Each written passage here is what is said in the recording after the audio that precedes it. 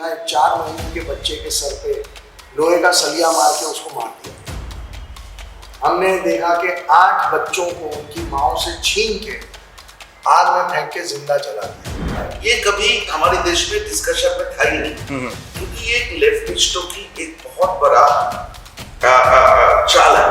और उस नैरेटिव में काफी लोगों को एक लंबे समय से भ्रम में रखने का जो काम है वो ये जो शहरों में बैठे हुए जो लेफ्ट लिबरल्स जिनको हम बोलते हैं, उन्होंने बहुत लंबे अरसे से इस काम को किया है। ऑलमोस्ट ग्लेज्ड है पर उनकी आंखें फियरलेस है कि लगेगा कि वो किसी को भी मार सकते हैं कभी भी। They have a fearlessness but it's also dead. आज भी बस्तर में 3200 ऐसे गांव हैं जहां पे झंडा नहीं फहरा। ये जो नक्सली है और जो शहरों में बैठे हुए लेफ्ट लिबरल हैं, ये लोग मिलके भारत को तोड़ना चाहते हैं। नमस्कार दोस्तों, मैं सत्या तिवारी और आज मेरे साथ में है बस्तर मूवी की पूरी टीम, हमारे डायरेक्टर सुदीप्तु दादा और विपुल शाह जी और आदर्श शर्मा जी। और विपुल शाह जी से मैं सबसे पहले सवाल पूछना चाहूँगा कि सर, ये जो बस्तर मूवी आने वाली है, इसमें ऐसा क्या खास था कि आपने इस प्रोजेक्ट को चुना? जब हमारे पास दादा एक कहानी और उसके साथ पूरा जो रिसर्च मटेरियल है वो लेके जब आए, तो मैंने जब वो पढ़ा तो हमें देखिए सबको पता है कि बस्तर में 76 जवानों की हत्या का किस्सा बहुत उस वक्त बहुत मीडिया में चर्चा हुई थी। हम सबको ये भी पता है कि JNU में उसका सेलिब्रेशन हुआ था, उस पर नाच किया गया। तो ये तो सबको पता है, लेकिन जब मैं वो रिसर्च देख रहा था तो मैंने देखा एक 4 महीने के बच्चे के सर पे लोहे का सलिया मार के उसको मार दिया गया। हमने देखा कि 8 बच्चों को उनकी माओ से छीन के आग में फेंक के जिंदा जला दिया गया। और कई ऐसे और वाक़ये हुए जिसमें कई सैनिकों के, हमारी जो सुरक्षा बल के अधिकारी हैं, उनकी इतनी हज़ारों मौतें हुई। इतनी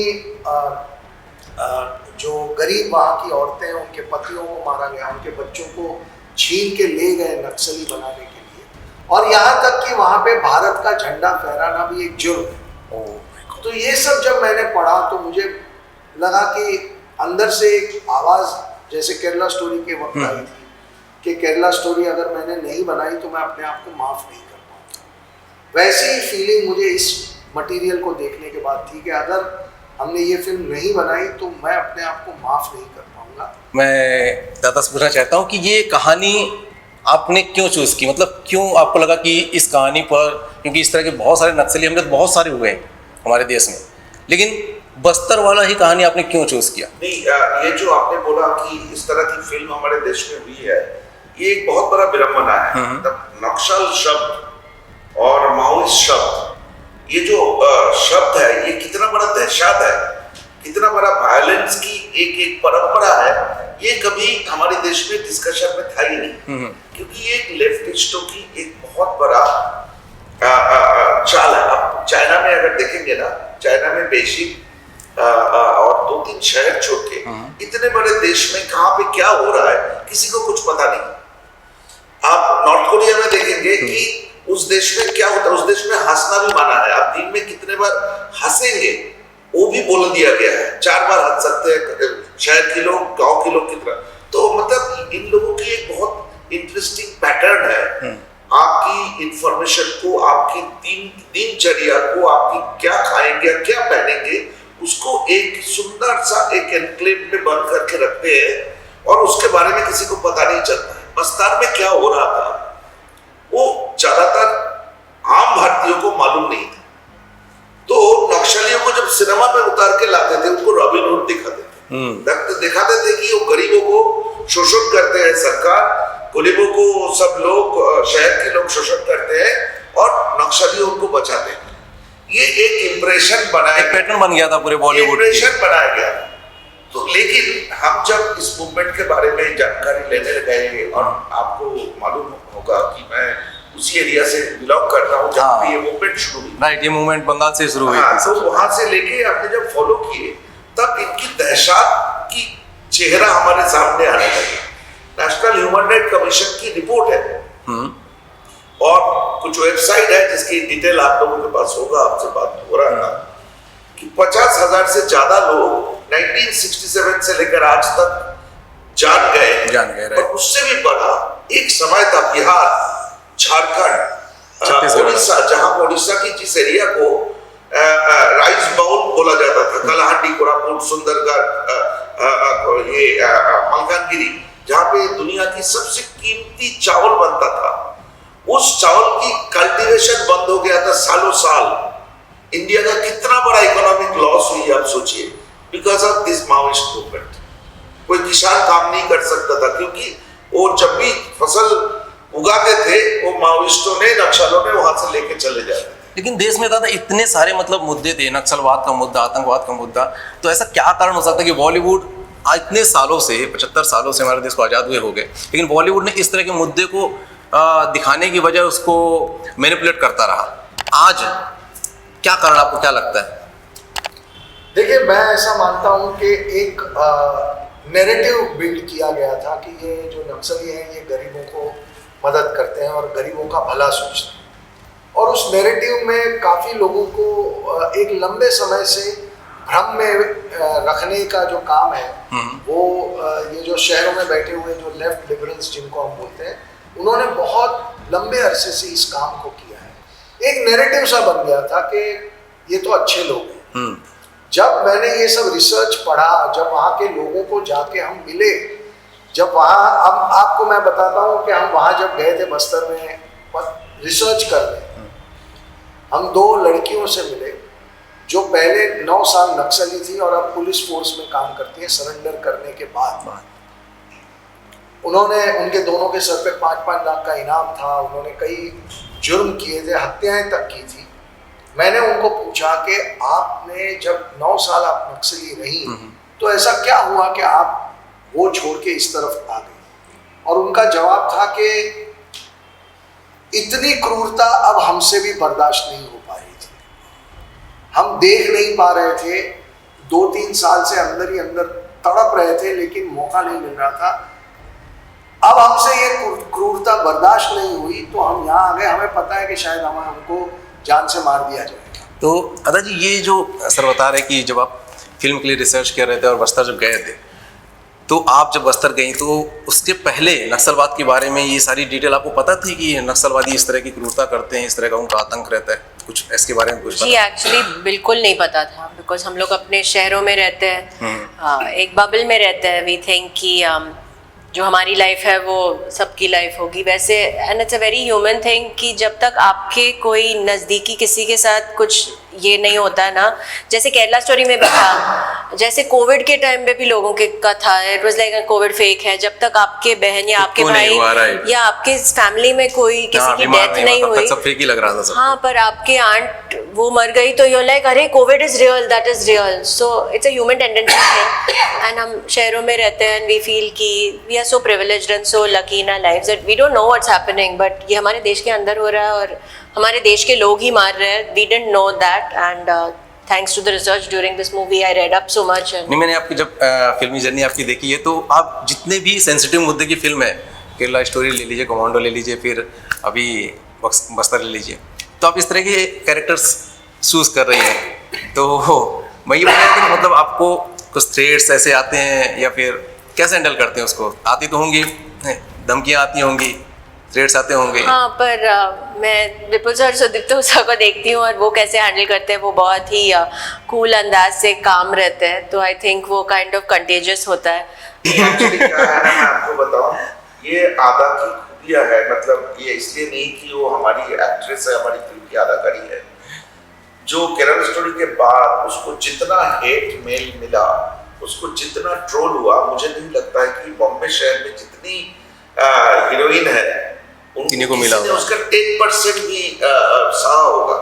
और आदा ने जिस ब्रेवरी के साथ उसको फेस की और उसकी स्माइल को खोने नहीं दिया, ये तो मुझे लगता है बॉम्बे इंडस्ट्री के लिए एक बहुत बड़ा एग्जाम्पल है कि एक एक्ट्रेस को सिर्फ स्क्रीन के कैमरा के सामने नहीं, कैमरा के बाहर अगर आप इस तरह की सोशली अवेयर फिल्म कर चुके हैं तो उसकी जिम्मेदारी क्या है वो आदा ने दिखाई।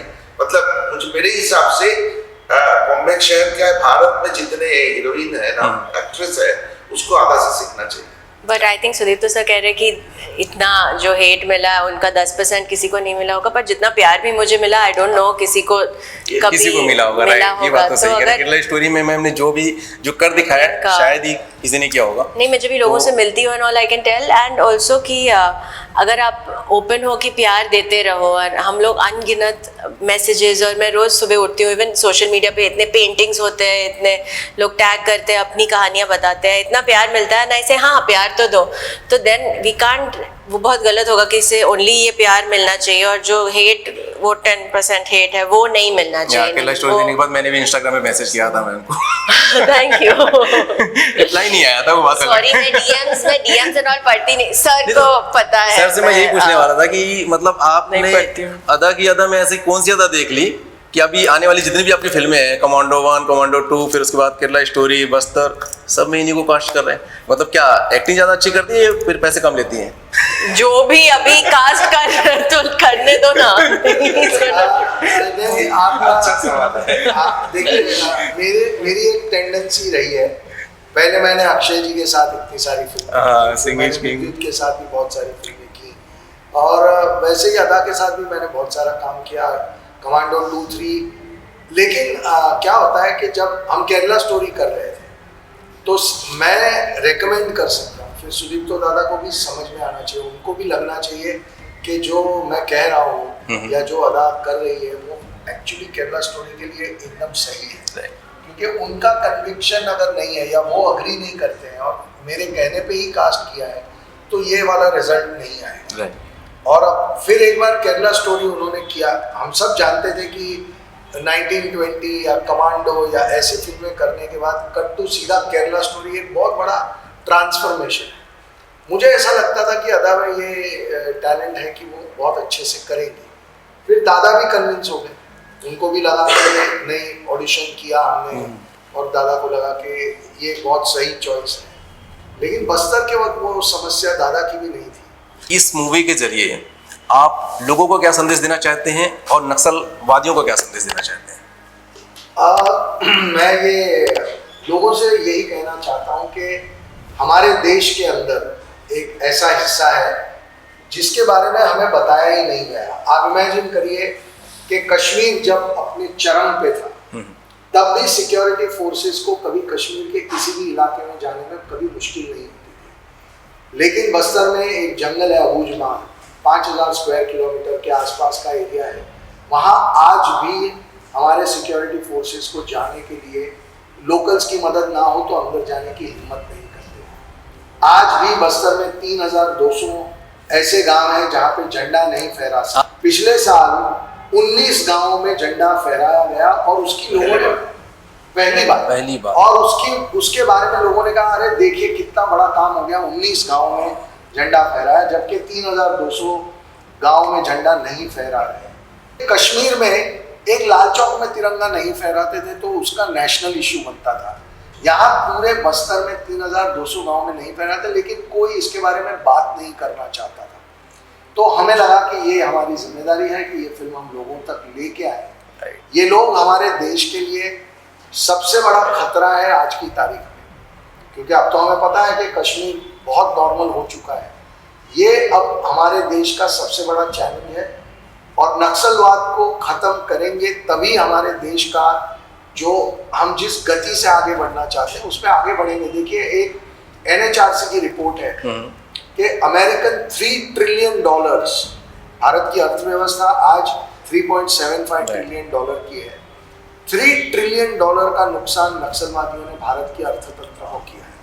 अगर वो नहीं हुआ होता तो आज हम 4 ट्रिलियन से आगे जा चुके हैं।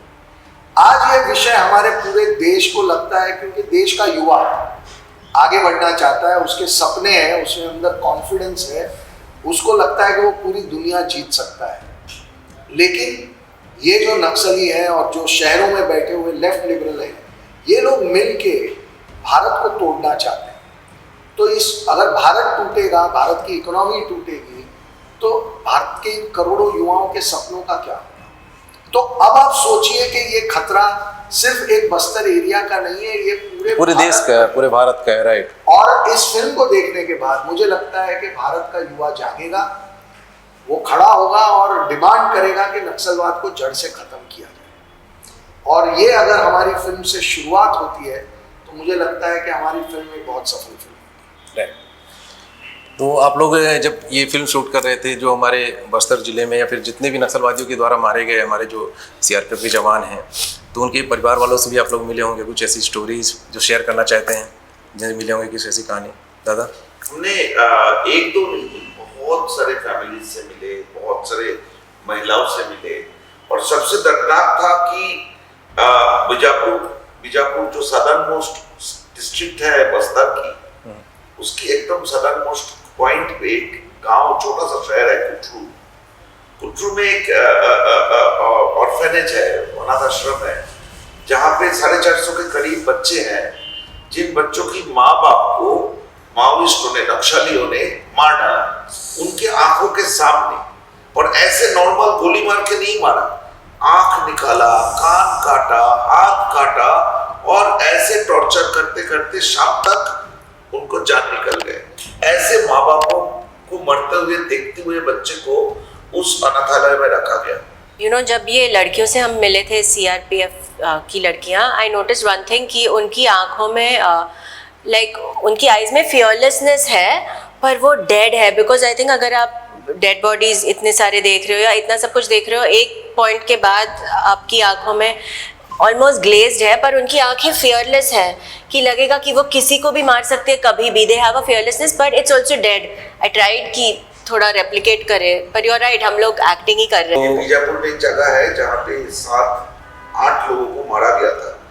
एक आदमी की डेड बॉडी बहुत बुरे हाल में थे, 7 लोगों की डेड बॉडी, एक गेट है वहाँ पे रास्ते की, इंदिरावती नेशनल पार्क जाने की रास्ता है, 7 डेड बॉडी टांगे हुए थे। सुबह उठ के गाँव के लोग देखते हैं 7 लोगों को मार के रस्सी से टांग दिया। फिल्म के ट्रेलर में दिखाया है, वो मैंने देखा है। तो आप अगर उधर जाएंगे ना तो वो अभी भी है, वो जो जहाँ पे टांगे थे वो गेट, वो अभी भी वो गेट है। उसमें थोड़ा सा उसको ठीक किया, उसके सामने एक शहीद स्तंभ बनाए। आप अगर उसको टच करेंगे ना, वो गेट को टच करेंगे, आपके रोंगटे खड़े होंगे जैसे मेरा अभी हो रहा है। तो दादा, क्या लगता है कि इसका नक्सलवाद का जड़ से समाधान क्या हो सकता है? लोगों की अवेयरनेस, आई मीन अभी तक ये 55 साल उस जगह पे क्या हो रहा था किसी को मालूम नहीं है। ये एक बहुत बड़ा भारतीय सिनेमा की, भारतीयता की एक बहुत बड़ा डिसीजन है कि हम डरेंगे नहीं, हम इसके ऊपर एक फिल्म बनाएंगे और ये फिल्म के जरिए लोगों के पास पहुंचेंगे। तो मुझे तो ये कहना है कि ये फिल्म अगर इस देश के लोग को देखना है, ये हमारी फिल्म है इसलिए नहीं, ये देश की फिल्म है, देश की फिल्म। और ये फिल्म देखने के बाद जो जागरूकता आएगा वो हमारे देश के लिए बहुत बड़ा इंपॉर्टेंट मुद्दा होगा। इस फिल्म की मैसेज और भी ज्यादा है। यहाँ पे बहुत ज्यादा ताकतवर लोग हैं, यहाँ पे बहुत सारे, आधा से ज्यादा पॉलिटिकल पार्टी इनके साथ खड़े हो जाते हैं जब जरूरत पड़ता है। तो ये लड़ाई बहुत डिफिकल्ट है, लेकिन मुझे ये यकीन है कि ये फिल्म सबके लिए एक आई ओपनर होगा और देश की जागरूकता आएगा, और जागरूकता ही एक लौता सॉल्यूशन। जो राइटर हैं अमरनाथ झा जी, वो पहले वो माओइस्ट था, नक्सलाइट था, दिल्ली यूनिवर्सिटी की बहुत बड़े नक्सलवादी लीडर थे, जेल भी गए, लेकिन जेल से बाहर आने के बाद जो उसका मोह भंग हुआ, जैसे विपुल जी अभी बताए कि एक लड़की 9 साल माओइस्टों के साथ रहने के बाद, सरेंडर करने के बाद आप देश बचा रही है। तो अमरनाथ को भी वो हुआ और उसने एक किताब लिखे, दी कोड रेड, जो बहुत पॉपुलर हुआ। माओइस्टों की अंदरूनी बातें उसमें था। और उसके बाद जब हम मिले, विपुल जी मिले, मैं मिला, तो मुझे लगता है कि इस फिल्म की ऑथेंटिसिटी के लिए, मतलब अगर कोई सवाल करे, हिस्टोरिकल कोई सवाल आए इस मूवमेंट के ऊपर, अमरनाथ को रहने से हमारी फिल्म और ज्यादा एनरिच हुई है। और मैं यही कहना चाहूँगा कि आप लोग इस फिल्म को देखने के लिए जरूर जाएं, अपने परिवार के साथ में जाएं, अपने मित्रों के साथ में जाएं। कि जैसे कि विपुल सर ने कहा कि ये मुद्दा सिर्फ फिल्म का नहीं है, किसी एक इंसान का नहीं है, ये पूरे देश का मुद्दा है, ये देश के युवाओं का मुद्दा है।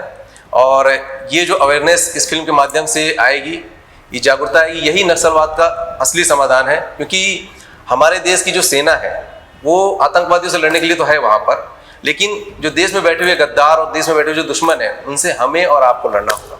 दादा जी, ये आपकी फिल्म कब आ रही है, कुछ कहना चाहेंगे? 15 मार्च 2024। 15 मार्च। 10 दिन रह गए। 10 दिन रह गए, सिर्फ 10 दिन। तो दोस्तों 10 दिन रह गए, 15 मार्च को सिनेमाघरों में ये फिल्म आ रही है। आप लोग अपने नज़दीकी सिनेमाघरों में जाएं, इस फिल्म को देखें और अपने दोस्तों को भी दिखाएं। जय हिंद, जय भारत।